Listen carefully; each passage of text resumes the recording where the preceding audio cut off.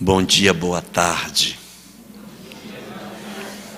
para todos nós. É um prazer muito grande poder voltar a São Gotardo e poder participar aqui mais uma vez do nosso MESESG na sua 24ª edição. Muito bom. E hoje, particularmente, a gente tem algumas questões para tratar que falam muito de perto nas nossas vidas, porque nós estamos vivendo dias bastante angustiosos. Os nossos dias não estão sendo fáceis para ninguém. Nós já sabíamos, quando a gente estudava sobre as mensagens que existem dentro do Novo Testamento, sobre o chamado final dos tempos, que no fim dos tempos as coisas iriam ficar ruins, que ia ter muito sofrimento. Desde o sermão profético de Jesus, ele já falava sobre essas confusões todas. Na hora da crucificação, Jesus ainda dizia assim: filhas de Jerusalém, não choreis por mim, chorai antes por vós mesmas e pelos vossos filhos. Depois nós tivemos o Apocalipse, que trouxe uma série de mensagens desse tipo. Então nenhum de nós ignorava que o futuro reservaria alguns conflitos bastante graves. O que a gente não esperava é que fosse desse jeito, né? Hoje a gente tem vivido dias muito difíceis, dias de violência, dias de intolerância, dias de desamor, de muita solidão, dias de muitas angústias. Durante muito tempo, na nossa discussão sobre o futuro e a questão do fim dos tempos, pensava-se muito que o mundo iria passar por terremotos, maremotos, vulcões, furacões, e a gente assistia aquele filme 2012 e ficava imaginando a Terra rachando no meio, aquelas coisas geológicas. Mas a obra de Kardec, ela coloca desde o seu princípio que, ali na Gênese, no capítulo 18, que as nossas questões do final dos tempos não serão questões fundamentalmente geológicas, que não são as entranhas do planeta que vão se transformar no final dos tempos. Que o que nós deveremos ter ao final dos tempos são as transformações sociais que vão acontecer. Não é a questão física que se movimenta. E como diz Kardec na obra, que está fazendo 150 anos agora, no nosso ano, não é a questão física, mas é a questão social. Embora, segundo Kardec, nada isente a Terra de passar por furacões, terremotos, tufões e uma série de outros eventos que são geológicos, são normais dentro das acomodações que o planeta passa. Mas o final dos tempos não traria como imagem física essas questões mais relacionadas às questões geológicas do nosso planeta, mas sim os aspectos sociais. E é o que a gente tem visto nos últimos tempos. O que nos surpreende na época que estamos vivendo são alguns conflitos que não estão na ordem física do planeta, mas no comportamento do ser humano. Se hoje o nosso planeta experimenta fome, a fome que ele experimenta não é por falta de alimento. Nós já produzimos na Terra mais alimento do que a gente precisa para que todo mundo possa fazer as suas refeições. O que nos falta é dividir essa alimentação. Então, a nossa questão maior é mais de egoísmo do que de escassez de alimentos efetivamente no planeta. Além da fome, que é um grave conflito que a gente vive, apesar de nós já termos plena condição de não ter mais essa dificuldade na nossa história, existem outros conflitos agora, do momento presente, que a gente nem imaginava que a gente pudesse viver. São conflitos de diversas ordens. Observando o comportamento da geopolítica do mundo hoje, a gente vê um retornar de algumas experiências que a gente pensou que estariam sepultadas lá para trás, no século XX, que isso não iria acontecer mais. Ocidente versus Oriente, armistício, países se posicionando como se eles que estivessem intencionados em realmente provocar a guerra, atritos desnecessários entre nações, a sensação e a tensão de que a qualquer momento pode se deflagrar um conflito de ordem mundial, a gente achou que isso a gente não iria ter mais. Existe uma obra publicada na década de 80, chamada Megatrends 2000. É uma obra que apresenta, segundo os estudiosos da época, dos anos 80, as megatendências para o novo milênio que viria. E entre as megatendências, ali é apontado que a guerra entre nações não existiria mais. Que se tivesse guerra, seria guerras de duas naturezas, ou para a separação de países que abrigariam povos distintos, e esses povos iam querer sua libertação, e as guerras de cunho religioso. Mas nós não teríamos mais guerra entre as nações. E, surpreendentemente, nós estamos vendo no século XXI o surgimento de conflitos que nem eram imaginados e que são não de natureza nem religiosa, nem de separação de povos, mas entre nações, conflitos dessa natureza. Ao mesmo tempo, também a gente observa conflitos religiosos que nem se imaginava que pudessem surgir no século XXI, expressões de intolerância, de violência e recrudescimento de uma série de manifestações religiosas que aparentemente não são típicas do século XXI. Parecem ter nascidas dos livros de história do século XIV, da época da Inquisição, de um período de até 1000 anos anterior ao nosso.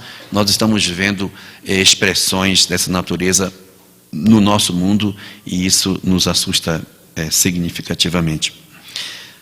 Também se observa conflitos não só na área do mundo como um todo, da sociedade, mas dentro das próprias famílias nós estamos vivendo graves conflitos, graves problemas.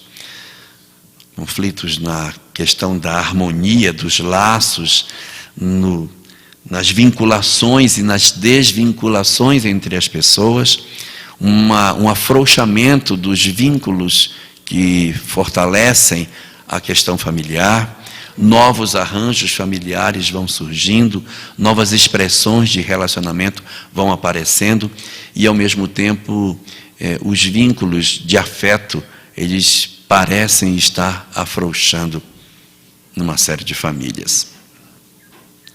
Isso é preocupante porque nós vamos observar, a partir desse afrouxamento dos laços familiares, as razões do surgimento de uma série de conflitos que estão na sociedade. Porque, como diz Kardec, na questão 683 do Livro dos Espíritos, não é de se admirar que uma sociedade que tem tantos elementos sem uma educação bem formada, sendo jogados na sociedade o tempo todo, você formar uma sociedade doente.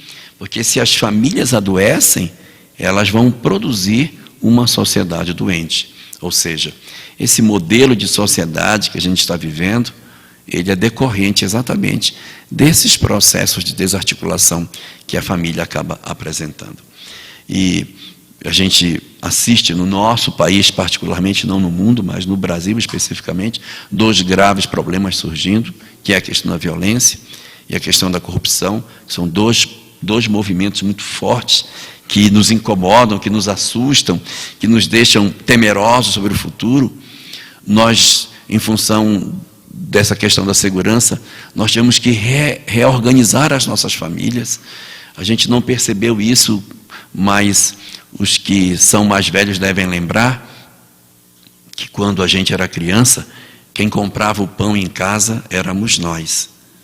E hoje que a gente ficou adulto, quem compra o pão continua sendo a gente. Ou seja, nós não conseguimos transferir essa tarefa para os nossos filhos, porque a gente passou a ter medo. Antigamente a gente, com Rubens aqui não me deixa mentir, a gente era pequeno, a gente fazia compra no supermercado. Você tinha 6, 8 anos, meu filho vai lá para comprar, a gente ia. Hoje você não manda uma criança de 8 anos sozinha fazer compra no supermercado. Então, assim, essa questão da violência, ela mexeu muito com as famílias. E isso decorre exatamente dos processos de desarticulação que a gente foi sofrendo. E a nossa sociedade foi ficando cada vez mais doente, quer dizer, nós temos um problema global hoje, entre nações, que decorre dos conflitos familiares, e essas famílias desarticuladas estão produzindo um conjunto muito grande de conflitos que decorrem exatamente da fragilização dos laços familiares que nós temos. Eu não estou aqui fazendo crítica, nem recriminando a postura das famílias, mas apenas uma reflexão sobre o que acontece hoje nos nossos lares, das dificuldades que a gente tem, não é? Em função da própria modernidade que a vida nos conduziu e que a gente foi surpreendido. Houve uma mudança tecnológica muito rápida numa geração só, e nós não soubemos como agasalhar as nossas funções de pai e de mãe numa sociedade que não foi a que a gente foi criado. Nós vivemos hoje numa sociedade que a gente não conheceu. Hoje a gente vive, nós temos uma dependência de celular muito grande. Se você for tirar o celular da sociedade, você não sabe viver. Eu não estou falando do sentido das pessoas que são viciadas, mas é porque os próprios negócios, a sociedade, a maneira da gente se comportar, ela depende muito hoje da tecnologia. E nós não tínhamos isso quando crianças, então a gente hoje vive uma sociedade muito diferente daquela que a gente foi criado. E essas estruturas familiares, elas estão fundamentalmente enfermas. Além delas, nós encontramos dificuldades na escola. A escola também está com dificuldade, ela não sabe como lidar com seus alunos, ela não sabe como lidar com os educandos. A gente perdeu a forma de como é que a gente vai fazer para conduzir o alunado na direção da instrução que a gente tem que fazer. As igrejas passam pelo mesmo conflito, elas não sabem mais como lidar com seus fiéis. Nós temos conflitos em diversas áreas diferentes, né? E se a gente for fazer um olhar atencioso sobre o que acontece, a gente vai perceber que, na verdade, toda essa estrutura de desarticulação que está acontecendo, ela tem raiz fundamentalmente no homem. O homem desajustado está formando as famílias desajustadas, que constrói uma sociedade desajustada, que compõe um mundo desarmonizado. Nós estamos hoje cheios de muitos conflitos. Nós temos muito mais conflitos hoje, individualmente, do que existiam no passado. Nós temos hoje uma série de dramas que as nossas gerações anteriores não conheciam. Eu vou dar um exemplo para vocês. Os que são mais velhos devem lembrar. Antes, nas nossas escolas, a gente apontava o lápis com gilete. Todo mundo tinha dentro do livro uma gilete, naquela página ficava marcada, e quando a gente ia apontar o lápis, a gente pegava aquela gilete, ia para lá para o cesto, apontava o lápis e voltava. Eu desconheço qualquer incidente de violência entre dois meninos com aquela gilete que a gente levava para a escola. Na escola, tinham centenas de giletes todos os dias que iam e vinham.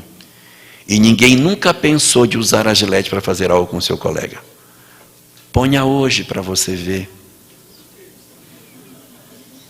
o que iria acontecer. Quer dizer, nós temos uma sociedade hoje muito diferente, uma série de conflitos que a gente não tinha anteriormente.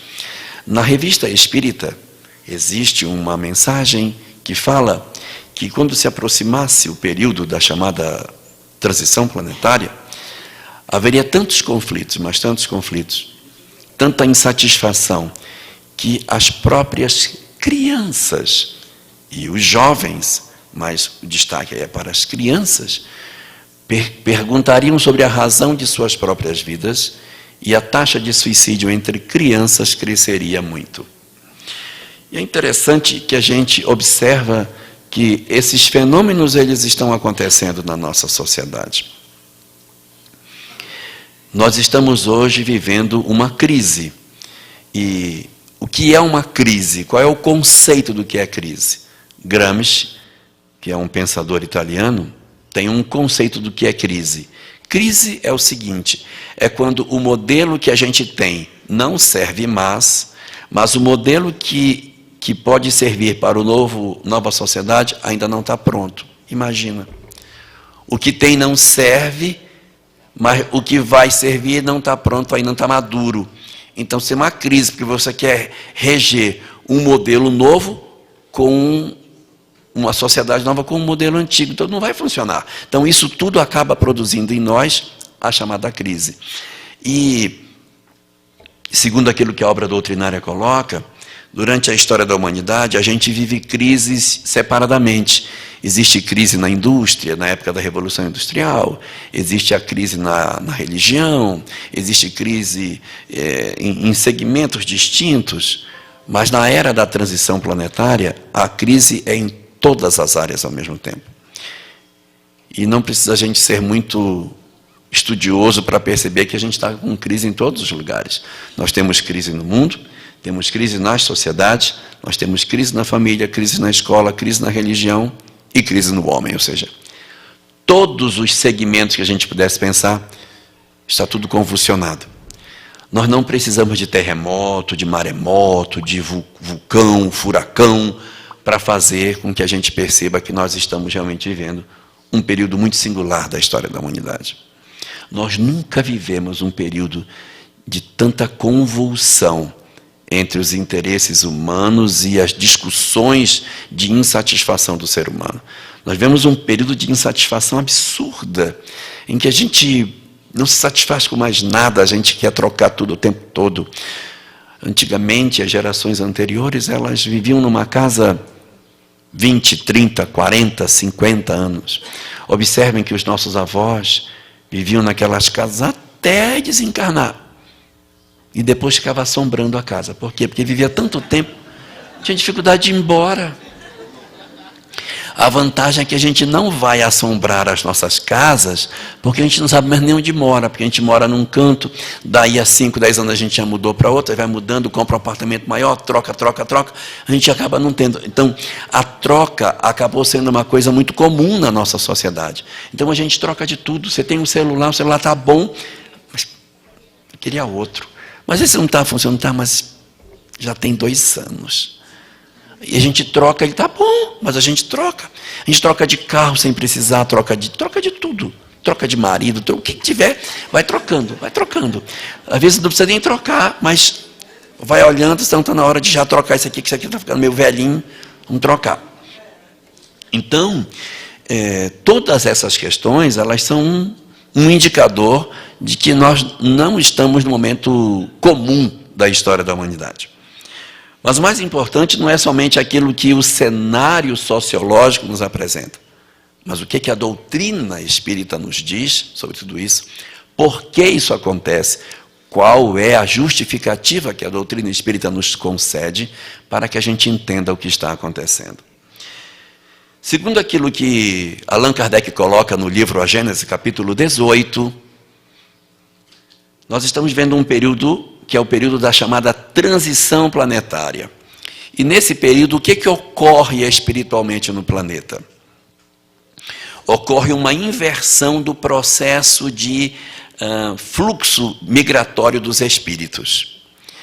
Nos períodos anteriores, que não são o da migração planetária, o que ocorre é a humanidade tem uma população basicamente estável, aquela população é aquela ali, e, vez por outra, um que se transforma, que fica uma alma evoluída, sai do planeta. Então, nós vamos fazendo migrações para fora dos bons. Os bons saem e os maus permanecem. Esse é o modelo que acontece na história da humanidade, nas situações de regime. As migrações são individuais e saem os bons. Quando chega na hora da transição planetária, inverte completamente essa lógica. Os bons não saem, os bons voltam para colaborar.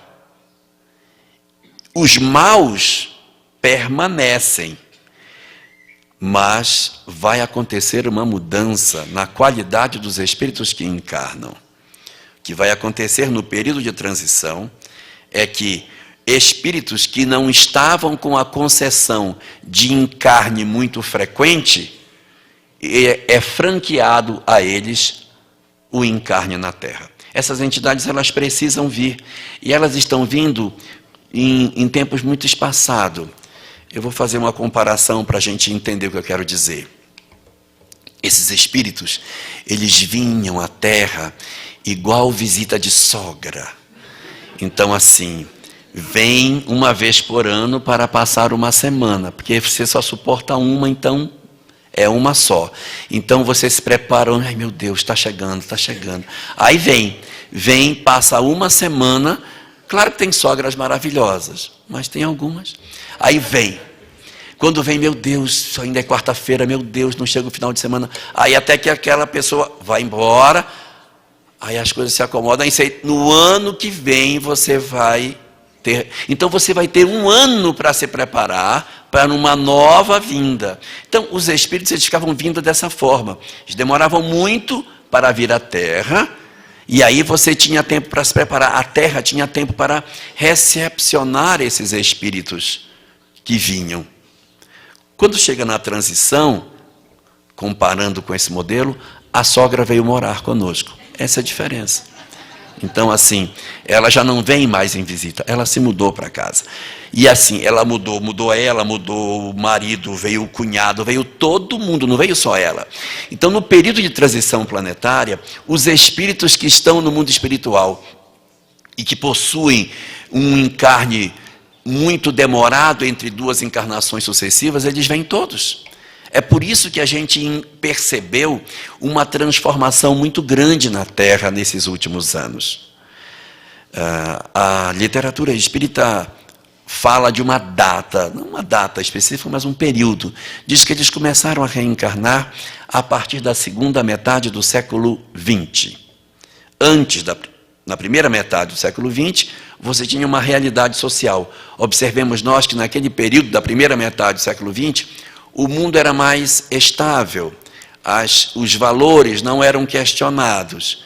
E a partir da segunda metade do século XX, começa um conjunto de questionamentos. Observemos nós quantos questionamentos surgiram a partir da encarnação dessas entidades que vieram até nós. Não precisa ser bom de matemática para fazer uma conta assim. Vamos considerar 1950, quando eles tinham 18 anos, foi em 1968. O que aconteceu na humanidade em 1968, assim, de significativo, de revolucionário? O estoque.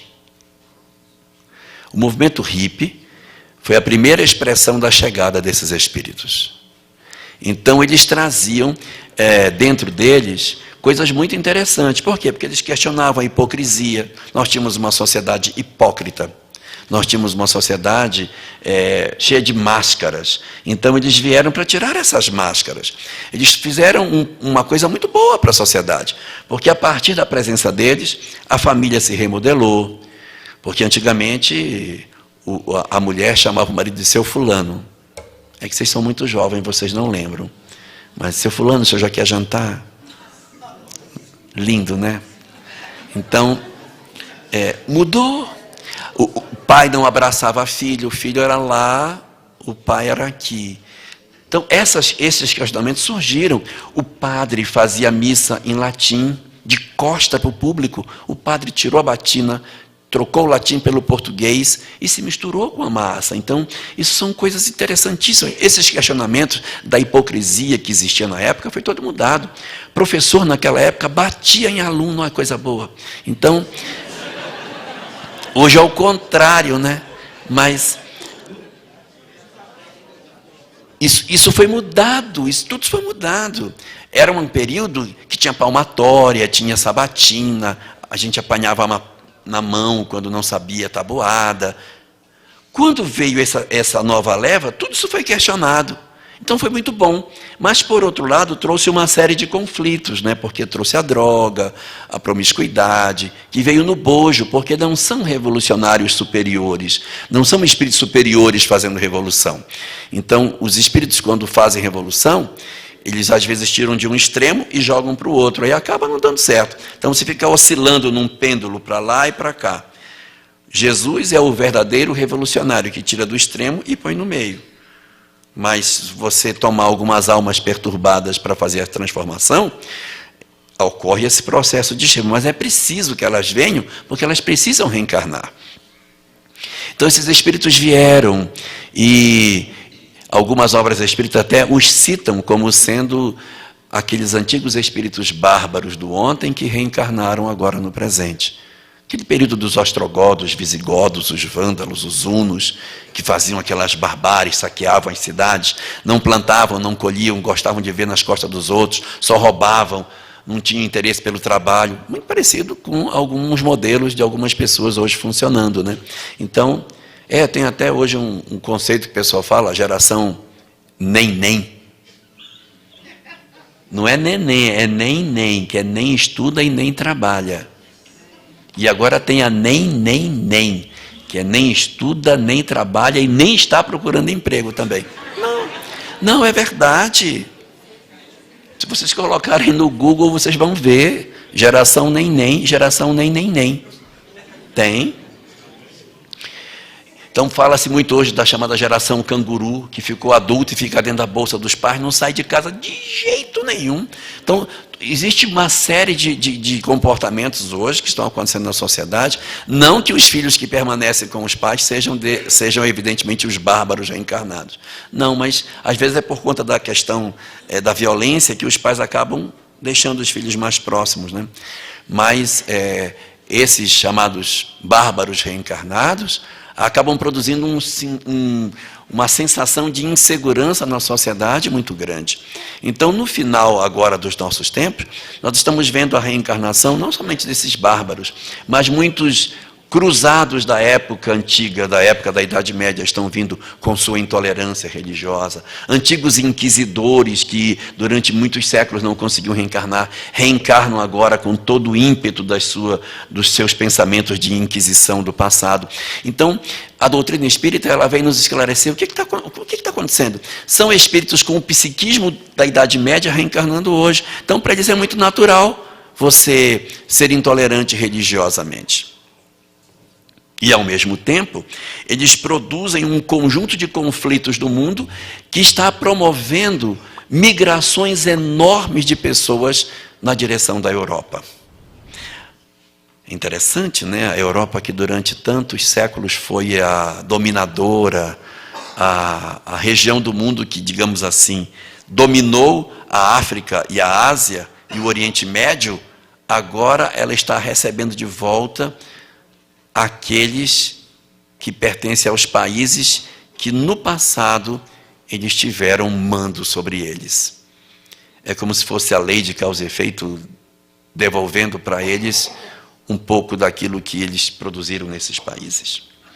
Mas o certo é que a gente hoje vive muitos conflitos e nós ficamos a imaginar o que a gente pode fazer. Qual é a atitude que nós podemos tomar em relação a isso? E nesse sentido, observando o comportamento que a sociedade pode tomar, existem 5 saídas que a humanidade costuma dar para esses conflitos. Nem todas são boas, o que significa dizer que se a gente escolhe uma saída ruim, nós complicamos o processo de transição da Terra. Por quê? Porque, segundo a doutrina espírita, a transição ela não tem prazo para acabar. Não tem data marcada. Às vezes as pessoas dizem assim, não, vai ser em 2019, vai ser em... Não tem data. Porque o relógio de Deus não tem ponteiro, gente. O tempo de Deus é psicológico. O tempo de Deus não é cronos, é kairos. Ou seja, é um tempo... Cronos é o relógio, é o tempo do relógio. E o tempo de Deus, chamado pelos gregos de kairos, é um tempo que depende das circunstâncias das coisas. Então, a evolução da Terra, ela tem um período, uma faixa de tempo para acontecer. Mas ela vai acontecer com os homens, sem os homens ou apesar dos homens. Com os homens é quando nós nos colocamos à disposição para colaborar nesse processo.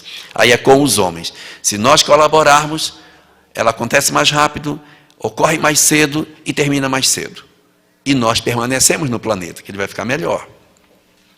Se for sem os homens, significa que nós não estamos querendo tomar parte, estamos indiferentes. Então, quando a gente está indiferente, ela demora mais e talvez a gente não faça parte. E existe a terceira condição, que é apesar dos homens. É quando nós puxamos para trás. Aí ela demora bem mais, mas como ela também tem um tempo que ela não pode passar, quando chegar o tempo que não dá mais para segurar, nós é que não iremos ficar. Nós vamos ter que sair do planeta para que ele possa avançar. Então é a gente que vai escolher se é com os homens, sem os homens ou apesar dos homens. A depender da nossa decisão, essa transição vem mais rápido ou mais tardiamente. E a depender da nossa decisão, a gente fica ou a gente vai embora. Porque diz a obra doutrinária que nesses processos de migração do final dos tempos, os bons voltam, os maus permanecem, mas há um segmento dos maus, que Kardec define como sendo os maus não tocados pelo bem. Vejam que são os maus não tocados pelo bem, que simplesmente decidem por não mudar. Eu não vou mudar, eu gosto de ser como eu sou, eu gosto de ser mal, eu faço. Então, mal não tocado pelo bem, não é uma pessoa qualquer assim, eu acho que é o meu vizinho, que quando, olha, sábado ele coloca sertanejo para eu ouvir, eu não gosto. Não é isso. O mal não tocado pelo bem são pessoas verdadeiramente más, que dizem, eu fiz e eu faço de novo, que tem prazer em odiar, que não sente dó daquilo que faz aos outros, que não reflete sobre o que faz, não sente arrependimento. E os espíritas gostam muito de fazer aquele papel de coitadinho. Coitadinho de mim. Isso não é verdade, gente. Nós não temos o perfil típico dos espíritos que vão migrar. A gente pode até ir, mas vai um bocado de gente na frente. Porque os que vão são os maus não tocados pelo bem. Não me parece que os espíritas sejam os maus não tocados pelo bem. Nós podemos até ser os maus, mas somos os maus tocados pelo bem. Porque a gente se arrepende, se lamenta, quer mudar. Isso já é um sinal. Porque regeneração não é, na verdade, um mundo maravilhoso. Regeneração é um mundo que está em regeneração. As pessoas estão se regenerando. Não é um local de almas sublimadas, mas é um local onde as almas querem acertar. Essa é a grande diferença. Mas, nesse cenário, se vem mais tardiamente ou não vem, há 5 formas diferentes de nós nos comportarmos. E a gente precisa saber em qual desses grupos é que a gente se encontra. Uma das reações mais imediatas que existem, é a primeira de todas elas, são aquelas pessoas que, quando assistem o noticiário e veem o que está acontecendo, dizem assim, isso é um absurdo, tem que matar tudinho, tem que matar. Como se matando as pessoas fosse resolver.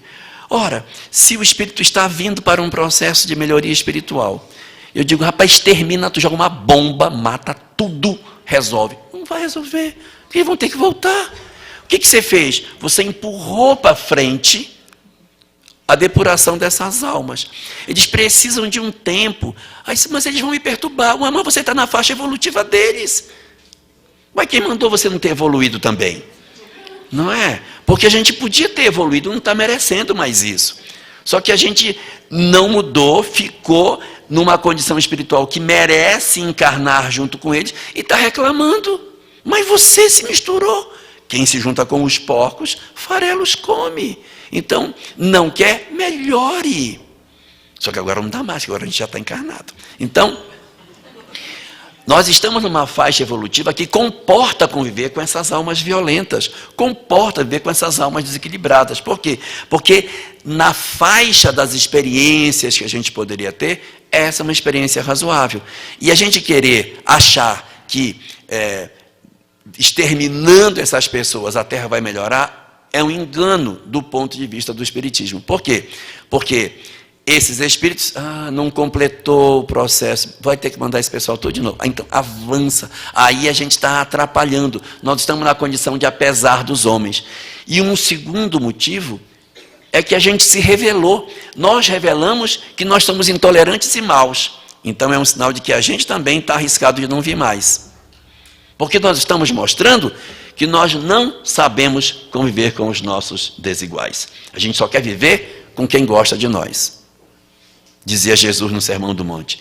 E se amardes aos que vos amam, que recompensa tereis? Também os pecadores fazem o mesmo. Então a gente precisa aprender a conviver com os nossos desiguais e não com os que são iguais a nós. E na faixa evolutiva que a gente está, comporta conviver com essas almas difíceis. Esse é o primeiro dos comportamentos e para os quais a doutrina espírita aponta que não é a melhor opção. Retarda a evolução do planeta e nos revela como sendo espíritos perturbados. Uma segunda solução que a gente também encontra na sociedade são daqueles espíritos que, vendo esses movimentos, dessas propostas malucas que muitas vezes aparecem, nós nos sentimos atraídos por eles e nos perfilamos entre esses espíritos. Aparecem umas teorias malucas aí e a gente diz, olha, eu vou largar minha família e vou embora para lá. Eu também quero ser um deles. E quando você se afiniza, não necessariamente quer dizer que você é um desses espíritos que veio reencarnado na condição de bárbaro, de violento. Eu posso me sentir atraído pela violência, não porque eu pertença a essa tribo de espíritos que reencarnou no final dos tempos. Às vezes eu nem sou, mas eu sou atraído por ela. Algo que ela faz eco dentro de mim. Eu até nem sou desses espíritos tão violentos, tão perturbados, mas tem um quesinho dentro de mim que me chama para esse lado. E por esse motivo, como se fosse um ímã, esses movimentos, eles servem para separar os bons dos maus. Falava Jesus na parábola do joio e do trigo, que plantou o joio e o trigo junto. Aí disse, e agora, São? Não, deixa crescer. Quando crescer, a gente vai saber quem é joio e quem é trigo, a gente separa. Então, esses movimentos, eles são como uma forma de separar o joio do trigo, para que você se defina. Porque se você assim, olha, rapaz, estão matando gente, aí eu gostei disso, eu acho que eu vou para lá também, eu vou querer matar. Gostei disso. E eu me sinto atraído. Aí eu vejo umas expressões de intolerância, olha, mas que legal. Aí eu vou para lá. Então, não necessariamente eu sou um espírito dessa tribo. Posso até ser, mas não quer dizer que todos os nossos adolescentes que se sentem chamados para determinados comportamentos pertencem ao mesmo padrão vibratório dos líderes desses movimentos. Não, eles são como se fosse limalha de ferro misturado na areia. Como que eu vou separar a limalha de ferro da areia? Eu passo um ímã, quando eu passo o ímã, toda a limalha é atraída pelo ímã. Então, esses movimentos que esses espíritos promovem são chamados de movimentos catalisadores, porque eles atraem as entidades que são interessadas por eles, e assim nós conseguimos definir quem realmente ainda está propenso ao mal ou quem não está. No sermão profético, que está presente no capítulo 24 de Mateus, que é o último dos discursos de Jesus, feito às portas do templo de Jerusalém, antes da sua prisão, Jesus tem um momento que ele diz assim, que no final dos tempos, por se multiplicar a perversidade, o amor de muitos se esfriará. Por se multiplicar a perversidade, o amor de muitos se esfriará, é um indicativo de que quando nós vemos uma série de barbaridades acontecendo, a gente para de fazer o bem e começa a querer fazer o mal.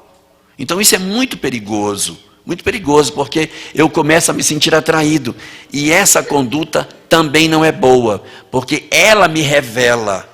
Enquanto que o primeiro se revela como um mal, porque quer o extermínio do outro, achando que ele é melhor, e retarda a evolução.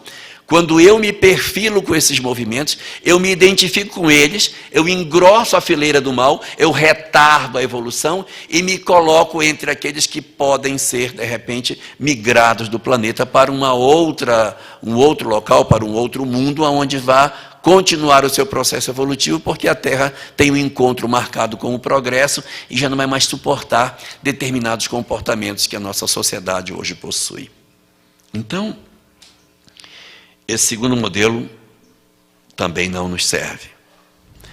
Há um terceiro modelo também que as pessoas costumam ter. é quando a gente diz assim, ixi, está muito complicado, meu Deus do céu. Nossa, não quero nem me meter. Não vou nem me meter. Então a gente procura ficar inerte. Eu vejo, fecha o vidro do carro, meu filho. Vamos levantar o muro. E quanto mais a gente se isola, mais nós damos conta de que nós não estamos preocupados com o coletivo. Isso é um outro indicativo, ou seja, o que o mundo espiritual está fazendo? Eu não estou fazendo isso para assustar ninguém, mas nós estamos em prova, eles estão nos observando. Olha, esse aqui está odiando os maus, né? Tem ódio no coração. Quer dizer, nos revela. O outro, se eu gostei do mal, vou me ligar a isso.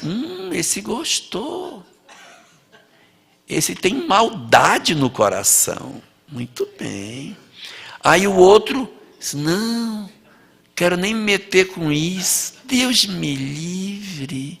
Isso é só problema. Esse problema não é nosso.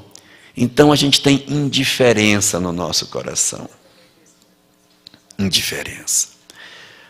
No livro do Apocalipse diz assim, que na carta que Jesus manda escrever para a igreja de Laodiceia, que são uma das 7 igrejas que recebem as cartas do Apocalipse, na carta para Laodiceia ele diz assim, eu preferiria que tu fosses quente ou que tu fosses frio, mas por seres morno, vomitar-te-ei da minha boca.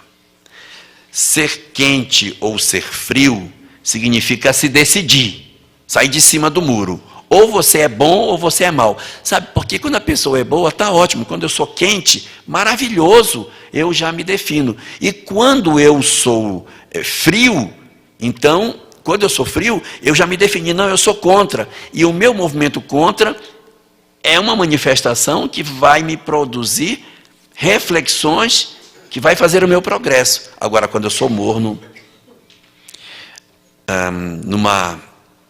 tornando mais claro o que eu quero dizer. Às vezes as pessoas dizem assim, eu acho que eu era um perseguidor de cristão no passado, devo ter queimado cristão no circo e tal. Provavelmente não, porque quem fez isso já até se renovou. Porque fez bobagem, já tinha se decidido, se incomoda com o que fez, e o mal feito é mola propulsora do progresso. Nós provavelmente somos daqueles indiferentes que olhavam assim, nossa, uai, sou, isso. E ficava na janela olhando, quem é esse homem? Uma preguiça de ir lá. Então, assim, essa nossa indiferença, não é? Já dizia o filósofo Zezé de Camargo, essa sua indiferença é que me mata, que me mata, que me mata. Então, essa indiferença nossa é que é o problema. A gente não se decide nas coisas, a gente fica indiferente, as coisas estão acontecendo, o pau está quebrando e você está quieto. Então, isso é um problema. Isso é um problema. Nós precisamos sair da nossa indiferença. Esses seriam assim. Os 2 primeiros casos são os que são apesar dos homens. Esse é que é sem os homens. Assim, a transição vai se dar com os homens, sem os homens, ou apesar dos homens. Apesar dos homens é quando eu odeio o mal, ou quando eu me perfilo com o mal. Sem os homens é quando eu fico nessa indiferença. Uma modorra, meu Deus, uma preguiça. Não. Ixi. Aí tem um pessoal ainda que diz assim. Pega uma frase de Jesus, Deus abençoe.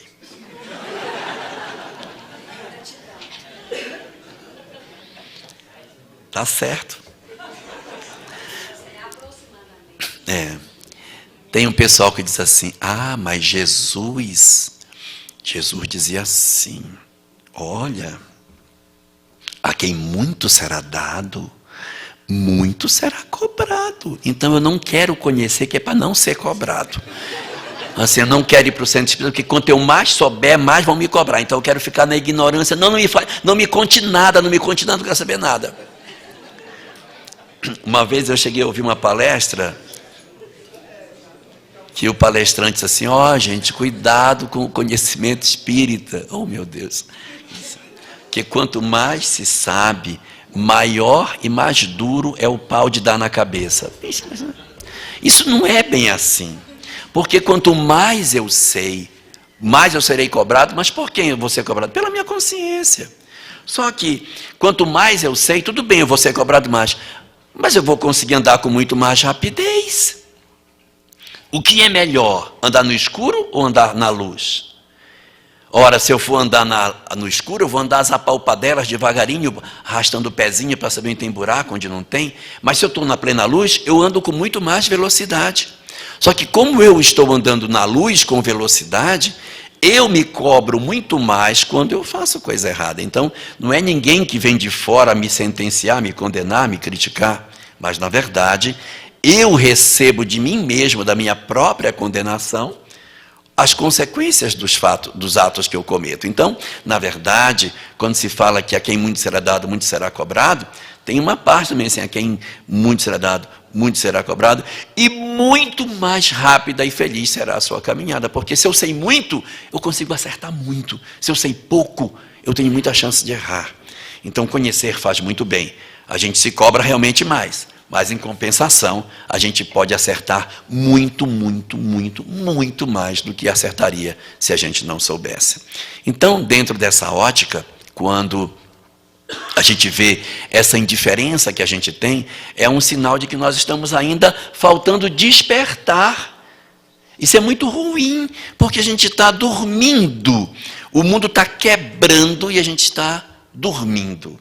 Então, esse é um problema. Aí tem a quarta forma de se comportar, que é uma forma de se comportar bem religiosa. É assim: nossa, o mundo está horrível. Vamos orar, gente. Vamos orar. Então eu vou orar. Vamos orar para ver se melhora. Vamos orar. É assim: eu vou orar, mas efetivamente eu não faço nada. Já está ajudando, porque orando a gente melhora a ambiência espiritual, facilita com que as coisas aconteçam. Mas é pouco. É muito pouco. Porque até certo ponto é só um pezinho que a gente está mexendo. A gente poderia fazer muito mais. É melhor do que a indiferença. Dizer assim: não vamos nos meter nisso aí, porque isso é confusão. O outro olha e diz: gente, houve um acidente, a mulher foi atropelada. Vamos orar para que a ambulância chegue.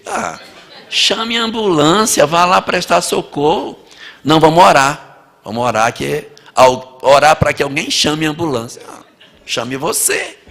Faça você.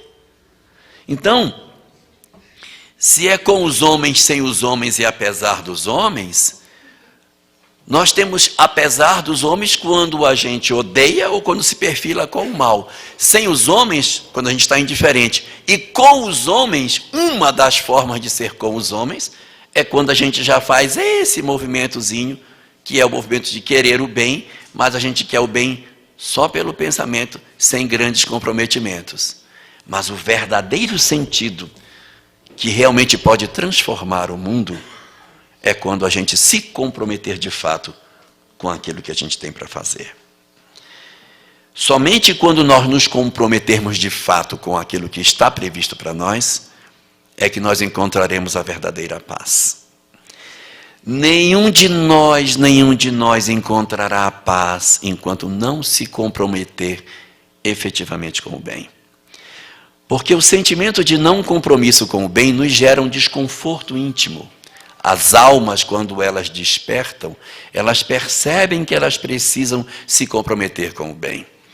E enquanto eu não me comprometo com ele, algo dentro de mim se move, se mexe, me incomoda e me impulsiona para que eu me comprometa e faça o trabalho de realizar todo o bem que me seja possível fazer.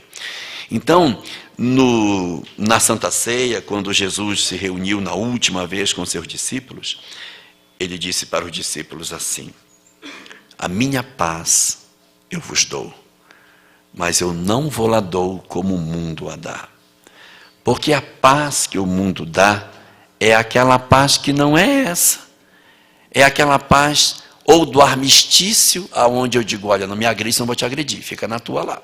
Então, eu fico mantendo uma paz falsa, porque a paz, fruto do temor de que se eu fizer qualquer coisa, o outro me agride, então tem que ficar quieto. São dois cães, um rosnando para o outro, e a gente diz, olha, eles estão em paz. Não estão em paz. Eles não estão lutando, mas um está tomando conta do outro. Essa não é a paz do Cristo. Assim como a paz do Cristo não é a paz da inércia, de eu ficar sentado assistindo as coisas acontecendo. Nossa, que será isso? Eu vou ficar aqui no meu... Ixi, eu quero ficar em paz aqui. Não progride, a gente não avança. Allan Kardec, no Livro dos Espíritos, falando sobre a lei do progresso, diz que o soldado que não vai para o campo de batalha não ganha medalha. Então, para a gente progredir, tem que enfrentar os seus medos, tem que vencer as imperfeições morais, senão a gente não consegue avançar. Daí a importância do comprometimento nosso no bem para que a gente consiga fazer o trabalho que tem que ser feito. Resultado, a única forma que a gente tem para fazer um efetivo comprometimento nosso com as coisas e fazer com que a gente sinta a paz do Cristo é a paz da consciência íntima, quando a gente se compromete efetivamente com a transformação do mundo em que a gente vive. E aí, a gente vai observar que na Revista Espírita, de 1863, no mês de dezembro, se pegarmos a edição da FEB, está na página 540, Kardec fala das 6 fases que o movimento espírita iria passar. Primeiro seria a fase da curiosidade, depois a fase filosófica, depois viria o período das lutas, depois viria um período religioso, depois desse período religioso viria um período intermediário, que seria uma transição para a fase definitiva. E a fase definitiva do Espiritismo é a fase da regeneração social. O que seria essa fase da regeneração social? É o comprometimento do movimento espírita com a transformação da humanidade. Nós somos muito tímidos, nós somos muito até covardes na nossa ação. E eu não estou dizendo isso no sentido da gente ter uma ação político-partidária. Não é isso. Quem gosta de política partidária, que engaje, seja político, siga a vida política. Precisamos de bons homens no mundo político. Mas eu falo da questão de nós nos engajarmos na transformação da sociedade. A sociedade está cheia de conselho. É conselho da criança, conselho do idoso, conselho da mulher, conselho disso. Tem vários conselhos. O movimento espírita está presente nos conselhos, porque as políticas públicas estão sendo definidas aí. E se nós nos omitimos, as políticas são definidas à revelia da vontade daquilo que a gente sabe que é o correto. Então é preciso que a gente tenha um comprometimento na transformação da humanidade. Então é um movimento que é nos dois sentidos. É a transformação do homem para dentro e do homem para fora. Qual vem primeiro? É simultâneo. Eu me transformo dentro para transformar fora. Transformo fora e isso me muda por dentro. E é nessa dinâmica que a gente vai construindo a paz que a gente precisa ter. A paz que o Cristo prometeu que daria para os seus discípulos não é a paz da inércia, é a paz da certeza do cumprimento daquilo que está desenhado para nós. Não precisa ser necessariamente um engajamento social grandioso. Às vezes, o nosso engajamento pode ser até menor. Pode ser dentro de casa, no comprometimento com o meu grupo familiar, no resgate dos meus familiares. Muitas pessoas, às vezes, acham que as suas missões são missões fora do lar. Mas a nossa primeira missão é dentro de casa. Seria ilógico que Deus reunisse os espíritos para que a gente não tivesse que conviver com eles. Então, nosso primeiro espaço de trabalho, e não estou chamando espaço de luta, mas espaço de exercício de amor, é no grupo familiar. Ali que a gente tem que exercer. Porque às vezes a gente se torna grandes vitoriosos no mundo lá fora, mas dentro de casa a gente perdeu a batalha. Então, o grande objetivo da vida, o que vai nos oferecer a paz, é a gente descobrir o propósito pelo qual nascemos. O judaísmo tem algumas coisas bem interessantes, semelhantes ao espiritismo. Ele diz que antes de nós nascermos, nós temos uma programação espiritual, semelhante como o espiritismo diz. E dizem os rabinos, o grande objetivo de estarmos na Terra é descobrir para que viemos. E quando é que a gente vai descobrir a que veio? Quando a gente descobrir a desimportância das outras coisas. Quando você descobre a que veio, as outras coisas perdem importância. E só fica importante aquilo que você tem foco. Enquanto você fica assim, estou fazendo um curso, agora eu vou mudar para lá, agora eu vou fazer isso, agora não, agora eu vou... Não achou o que veio fazer. Porque quando a gente descobre, o foco se volta para aquilo que se quer e nos realiza profundamente. A gente encontra essa paz do Cristo.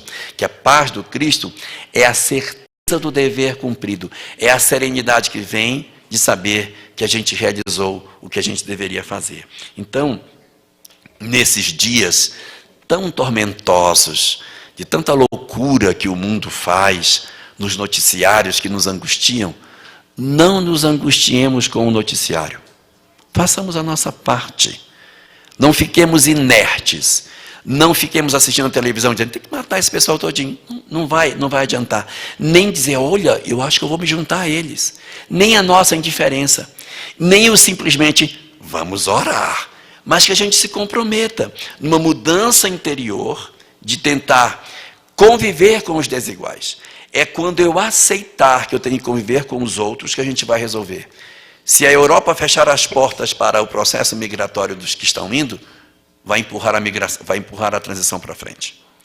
Nós temos que encontrar soluções. Nós criamos os problemas, nós vamos ter que encontrar as soluções. Se nós não encontrarmos a solução, nós continuaremos vivendo em sociedades perturbadas. Nós só vamos sair do nosso processo de perturbação espiritual quando nós efetivamente soubermos conviver com os que são diferentes de nós. Você é diferente de mim, e daí? Nós somos diferentes, mas nós vamos conviver, nós vamos aprender a nos respeitar e nos amar. Enquanto a gente tiver essa distância, nós vamos viver numa sociedade extremamente conflituada, cheio de muitas convulsões internas e com muita dificuldade para que a gente consiga sair dos nossos conflitos. Não existe, mas não existe mesmo, solução para os problemas da humanidade que não passe pelo amor. Qualquer solução que a gente queira tomar para resolver o problema do mundo tem que passar pelo amor. Isso Jesus já dizia, o que devo fazer para alcançar a vida eterna? É amar a Deus, amar ao próximo e amar a si mesmo. É amar, amar e amar.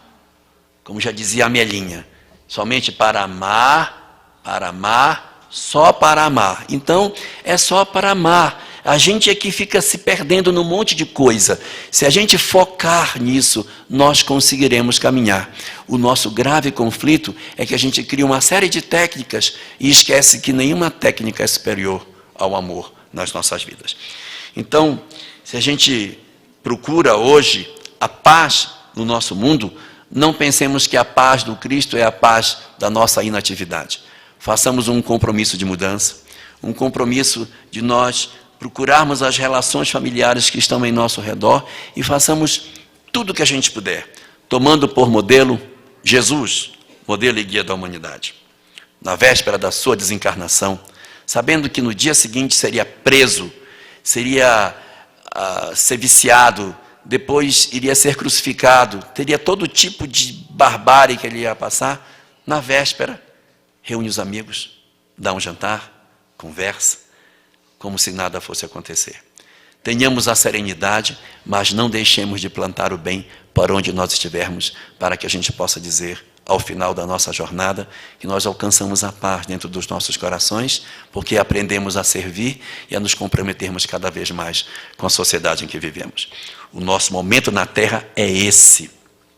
Esse é um momento singular para todos nós. Aproveitemos a oportunidade que Deus nos está dando e vivamos o amor em plenitude, não pela metade, mas nos entreguemos ao processo do amor. Observemos em casa quem falta amar e ame sem reserva. Entregue-se ao processo de amar. Se você tem um parente difícil, renuncie ao seu orgulho, procure passar por cima disso e se una com as pessoas que Deus lhe deu e faça da sua vida uma coisa melhor. Não carregue peso. Não carregue cruz sobre as costas que a gente não precisa. Quando a gente perdoa, a gente tira um peso enorme e alcança uma paz indescritível. Mas para isso tem que ter um movimento de saída. Então, façamos o nosso movimento de comprometimento com a vida, de comprometimento com o outro, de comprometimento com a sociedade em que a gente vive, para que faça sentido o investimento que Deus tem feito em nós nesse período de transição. Um sucesso, muita paz para todos nós e que Deus nos abençoe. Muito obrigado, gente.